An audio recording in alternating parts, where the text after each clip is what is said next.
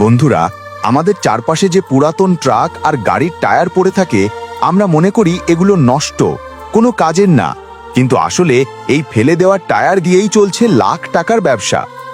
আজ আপনাদের দেখাবো টায়ার রিসাইকেল ফ্যাক্টরির ভেতরের কাজ। প্রথমে ভাঙাড়ি মার্কেট কিংবা স্ক্র্যাপ ইয়ার্ড থেকে সংগ্রহ করা হয় পুরাতন টায়ার। তারপর শ্রমিকরা হাতুড়ি, কাটার আর ছুরি দিয়ে টায়ারের স্টিল রিং আলাদা করে। এরপর বিশাল হাইড্রোলিক প্রেস মেশিনের সাহায্যে টায়ারকে প্রেস করে ছোট ছোট অংশে কেটে ফেলা হয়। তারপর এগুলোকে মোল্ডে ঢুকিয়ে নতুন আকৃতি বানানো হয়। এই রাবারের টুকরো দিয়ে তৈরি হয় মেশিনের parts, silence block, building safety mat, gym mat, এমনকি রাস্তার ব্রেকারও। এভাবে নষ্ট টায়ারকে আবার জীবন্ত করা হচ্ছে নতুনভাবে। একদিকে বর্জ্য কমছে, অন্যদিকে তৈরি হচ্ছে বিশাল ব্যবসার সুযোগ। তাই ফেলে দেওয়া জিনিসও হতে পারে সোনার খনি, শুধু দরকার আইডিয়া আর পরিশ্রম।